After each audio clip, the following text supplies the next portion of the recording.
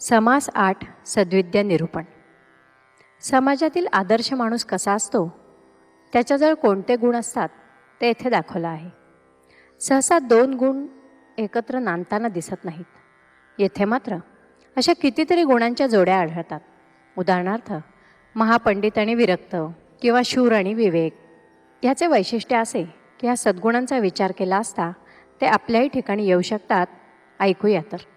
श्रीराम ऐका सद्विद्येची लक्षणे, परमशुद्ध सुलक्षणे. विचार घेता बळेची बाणे, सद्विद्या अंगी.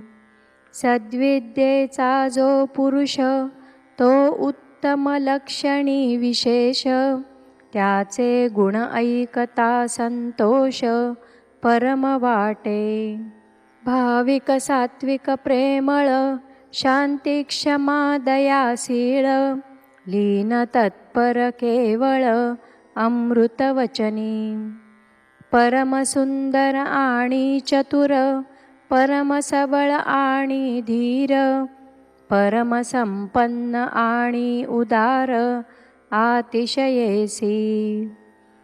परमज्ञाता आणि भक्त, महापंडित आणि विरक्त. महातपस्वी आणि शांत, अतिशयेसी. वक्ता आणि नैराश्यता, सर्वज्ञ आणि सादरता. श्रेष्ठ आणि नम्रता, सर्वत्रासी. राजा आणिक धार्मिक, शूर आणि विवेक.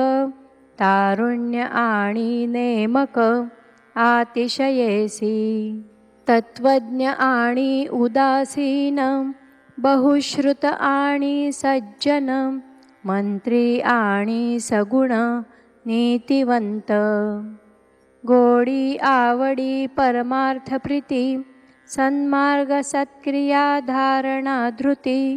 श्रुती स्मृती लीळा युक्ती, स्तुती मती परीक्षा. सुगड संगीत गुणग्राही, अनापेक्षी लोकसंग्रही. आर्जव सख्य सर्वही, प्राणिमात्रासी. द्रव्यसूची दारासूची, न्यायसूची अंतरसूची. प्रवृत्तीसूची निवृत्तीसूची, सर्वसूची निस्संगपणे. भाग्यवंत जयवंत, रूपवंत गुणवंत. आचारवंत क्रियावंत, विचारवंत स्थिती. असो ऐसे उत्तम गुण, हे सद्विद्येचे लक्षण. अभ्यासाया निरूपण, अल्पमात्र बोलिले. रूपलावण्य अभ्यासिता न ये, सहज गुणासन चले उपाये. काही तरी धरावी सोये, आगंतुक गुणाची. ऐसी हे सद्विद्या बरवी, सर्वत्रापासी असावी. परिविरक्त पुरुषे अभ्यासावी, अगत्य रूप. इति श्रीदासबोधे गुरुशिष्य संवादे सद्विद्या निरूपण नाम समास 8वा. श्रीराम.